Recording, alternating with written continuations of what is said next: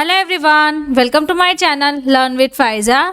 आज हम एक ऐसी हेल्थ प्रॉब्लम और उसके सोल्यूशन के बारे में बात करेंगे जिसमें लोगों को मल त्याग करने के दौरान या बाद में खून बहना स्टार्ट हो जाता है, उठने बैठने में काफ़ी ज़्यादा मुश्किलें हो जाती है या फिर गुदा के आसपास कठोर गांठें बन जाती है। तो आप यहाँ पे देखिए किस तरीके से ये जो गांठें बन गई है वो आपको इंटरनल हेमोरॉइड्स में बन जाती है, यानी कि एनाल कैनाल जो एरिया है वहाँ पे ये जो गांठें हैं वो बन जाती है। शौच के वक्त म्यूकस आना, यानी कि आप जब भी टॉयलेट करने जाते हो तो उसके साथ आपको इस तरीके से म्यूकस आना स्टार्ट हो जाएगा। तो ये जो सारी हेल्थ प्रॉब्लम है, ये जो डिजीज़ है उसे हम पाइल्स कहते हैं। तो ये जो सभी सिम्टम्स है वो इंडिकेट करते हैं कि आपको पाइल्स की बीमारी हो सकती है। तो चलिए सीखते हैं पाइल्स के बारे में डिटेल में। पाइल्स को बवासीर भी कहा जाता है। तो आज के वीडियो लेक्चर में हम सीखेंगे पाइल्स के बारे में इंट्रोडक्शन, देन उसके कॉजेस, सिम्टम्स, डायग्नोसिस और ट्रीटमेंट ऑप्शंस। तो ये जो सारे चैप्टर्स हैं वो आज हम वन बाय वन पाइल्स के बारे में स्टडी करेंगे। तो आप लास्ट तक बने रहना जिससे कि आपको बवासीर और पाइल्स के बारे में पूरी जानकारी मिलेगी। तो चलिए स्टार्ट करते हैं आज का हमारा वीडियो लेक्चर। सबसे पहले जाने इंट्रोडक्शन से कि पाइल्स है क्या। पाइल्स या बवासीर एक भयानक रोग है। बवासीर दो तरीके की होती है, जिसमें खूनी बवासीर या फिर बादी बवासीर। तो ये दो तरीके से बवासीर होती है। बवासीर की शुरुआत तब होती है जब गुदा और मलाशय क्षेत्र की नसें सूज जाती है और वहाँ की जो नसें है वो फूल जाती है। तो आप यहाँ पे देखिए इस तरीके से नसें सूज जाएगी और वहाँ की नसें फूल जाएगी। तो इसे हम हेमोरॉइड्स कहते हैं या फिर पाइल्स भी कहा जाता है। तो हेमोरॉइड्स एक पेनफुल डिजीज़ है जिसमें हम आपकी जो वेन्स है, इनसाइड वेन्स यानी कि एनाल कैनाल की ये जो वेन्स है वो फूल जाती है। फूलने के कारण आपको एनस का जो एरिया है वहाँ पे पेन होता है, ईचिंग हो सकती है और रेक्टल यानी कि यहाँ पे ये जो पार्ट है वो रेक्टम का पार्ट है, तो यहाँ से आपको ब्लीडिंग आना स्टार्ट हो जाता है इस फॉर्म में। तो अब समझते हैं कि ये जो प्रॉब्लम होती है, ये जो वेन्स है वो स्वेल हो जाती है एनस के अंदर और लोअर पार्ट के अंदर।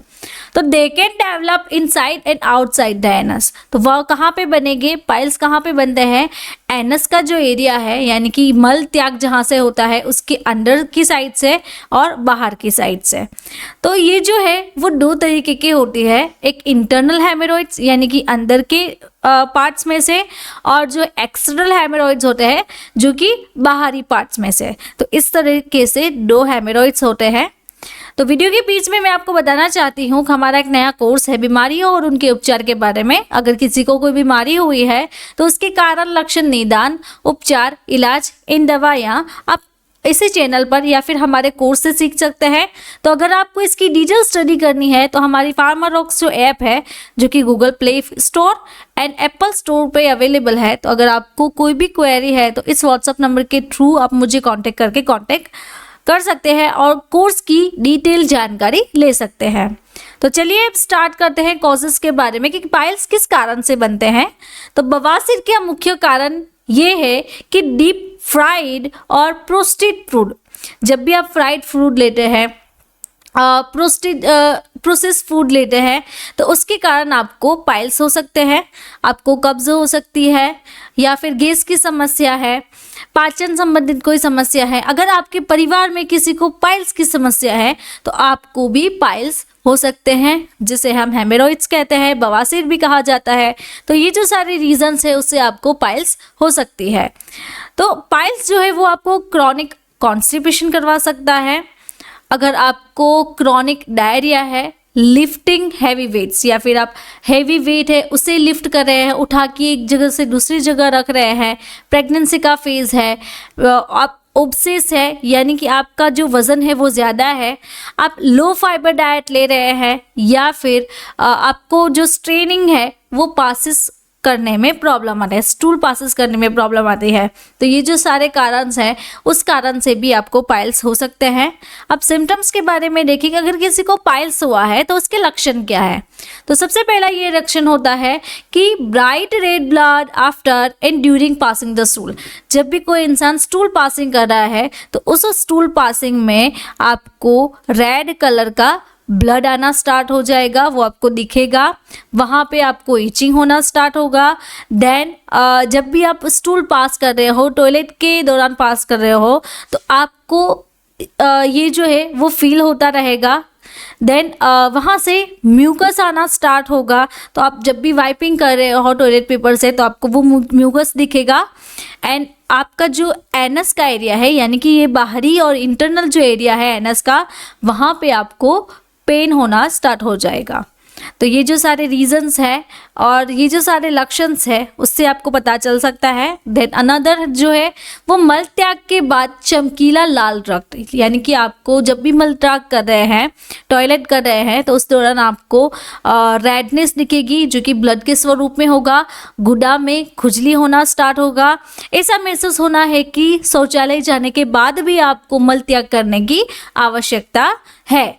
अपने निचले हिस्से को पोंछने के बाद आपके अंडरवियर में या टॉयलेट पेपर पर बलगम जमा हो जाना, जो कि आपके मल त्याग और टॉयलेट के साथ ही साथ आएगा।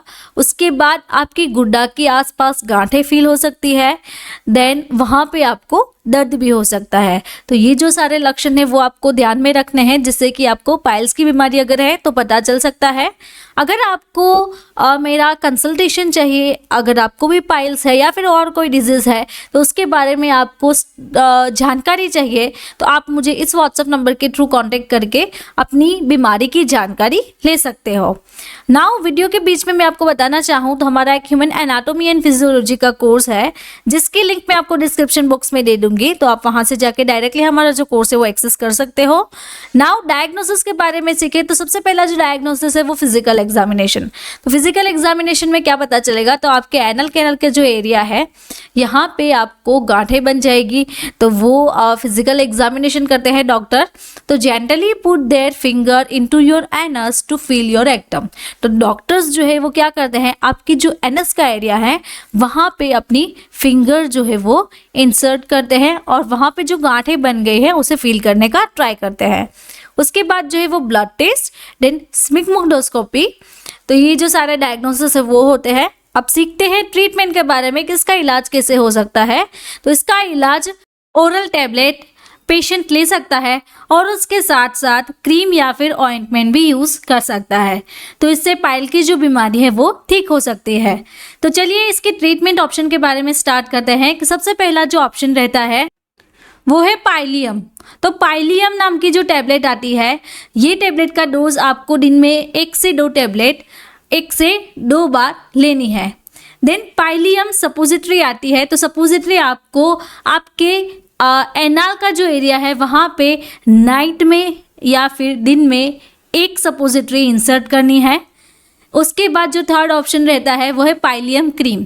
तो क्रीम भी आप अपने जो हेमरोइड्स है जहाँ पे पाइल्स हुए हैं वहाँ पे इस तरीके से अप्लाई कर सकते हैं। तो आप यहाँ पे इसका डायरेक्शन देख सकते हैं। तो दिन में 2 से 3 बार आपको अप्लाई करना है।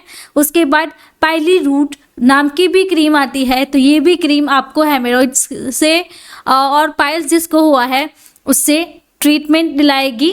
तो इसका जो डोज रहता है वो भी सेम रहता है, दिन में 2 से 3 बार आपको अप्लाई करना है। देन एनोवेट नाम की भी क्रीम आती है। तो एंटी हेमरोइडल क्रीम है ये। तो ये जो क्रीम है यूएसवी की है। तो आपको सेम तरीके से यूज़ करनी है, दिन में 2 से 3 बार, जहाँ पे पाइल्स और हेमरोइड्स हुए हैं वहाँ पे अप्लाई करनी है। देन उसके बाद सनोफी की बेक्लोमिथाजोन, फिनाइडेफ्रिन एंड लिग्नोकेन के कॉम्बिनेशन में क्रीम आती है। तो ये क्रीम भी आपको सेम तरीके से यूज़ करनी है। अगर आपको हमारे साथ ऐसे ही स्टडी करना अच्छा लगता है और आपको हमारी प्रिंटेड बुक का वर्जन चाहिए तो आप मुझे इस व्हाट्सएप नंबर के थ्रू कांटेक्ट करके अपना जो प्रिंटेड मटेरियल है वो ऑर्डर करवा सकते हो। नाउ हिमालय के बारे में बात करें तो पाइलेक्स फोर्ट नाम की भी टैबलेट आती है। तो ये जो टैबलेट है उसका डोज रहता है आपको 2 टैबलेट दिन में 2 बार या फिर 1 बार।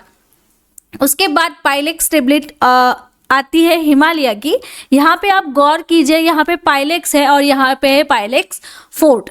तो पाइलेक्स का भी सेम डोज है, 2 टेबलेट दिन में 1 बार या फिर 2 बार। उसके बाद पाइलेक्स फोर्ट नाम की क्रीम आती है और या फिर ऑइंटमेंट आती है। तो ऑइंटमेंट को आपको ये एप्लीकेटर है, एप्लीकेटर के साथ ही आपको दिन में 2 से 3 बार एनाल एरिया में अप्लाई करनी है। देन हेडेंसा, ये जो है वो ऑइंटमेंट है जो कि स्पेशली ट्रीट होती है हेमोरॉइड्स और पाइल्स के लिए। तो आपको एनाल फिशर का जो एरिया है वहाँ पे आपको अप्लाई करनी है दिन में 2 से 3 बार। तो ये जो सारी ट्रीटमेंट पाइल्स की मैंने आपको बताई, इससे आपको पाइल्स की बीमारी ठीक हो सकती है।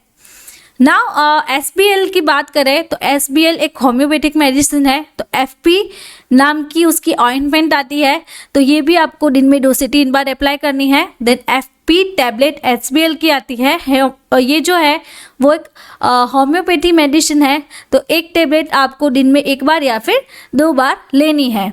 तो अगर आपको मेरा ये वीडियो अच्छा लगा तो आपको ये वीडियो भी अच्छा लगेगा। ऐसे ही डिजीज़ के बारे में आपको सीखना है तो आप मेरे चैनल को सब्सक्राइब कर सकते हैं और कमेंट बॉक्स में कमेंट ड्रॉप करके भी आप मुझे बता सकते हैं कि आपको कौन से डिजीज़ के बारे में सीखना है। Thank you for watching my video.